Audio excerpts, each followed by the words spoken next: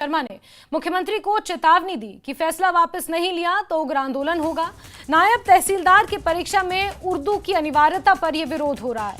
नेता प्रतिपक्ष सुनील शर्मा ने कहा कि वो उर्दू के खिलाफ नहीं है, लेकिन अन्य भाषाओं को भी समान महत्व मिलना चाहिए।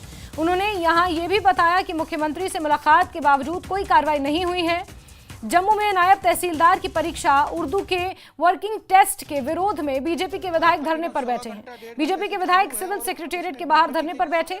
इनकी मांग है कि Jammu Kashmir state selection board फौरन नायब तहसीलदार की परीक्षा में उर्दू टेस्ट का फैसला वापस ले। 9 जून को परीक्षा की अधिसूचना जारी होने के बाद से ही इस पर सब बवाल मचा हुआ है। आरोप है कि उर्दू के बहाने जम्मू के युवाओं को नौकरी से वंचित रखने की कोशिश की जा रही है। और इससे पहले यहां पर बीजेपी के विधायक मौजूद थे और अब नेता प्रतिपक्ष सुनील शर्मा भी यहां पर पहुंचे और उन्होंने मुख्यमंत्री उमर अब्दुल्ला को चेतावनी दी।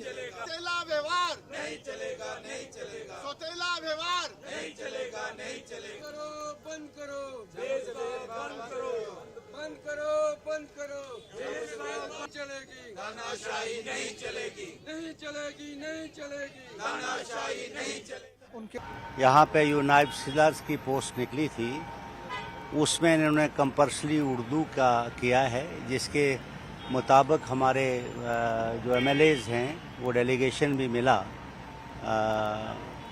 मुख्यमंत्री जी को और उन्होंने विश्वास दिया था कि हम इसमें सोच विचार करके जो भी ऑफिशियल लैंग्वेज है उन पे हम सोच करेंगे। लेकिन बदकिस्मती इस बात की है कि अभी तक इस पे कोई फैसला नहीं आया है और भारतीय जनता पार्टी ने हर डिस्ट्रिक्ट में इसका विरोध किया। युवा जो हमारे इस प्रोविंस के हैं, हर जगह युवा ने भी अपना जो है नौजवानों ने एतराज़ दर्ज किया। लेकिन बदकिस्मती इस बात की है कि अभी तक सरकार के कोई फैसला नहीं आया। ये जो उर्दू का हमारा जिन्होंने रखा है, हम कहते हैं कि ऑफिशियल लैंग्वेज में जो भी बच्चा अपीयर हो सकता है वो हो, ताकि वो अपने टैलेंट से और अपनी काबिलियत से जो है एग्ज़ाम पास कर सके।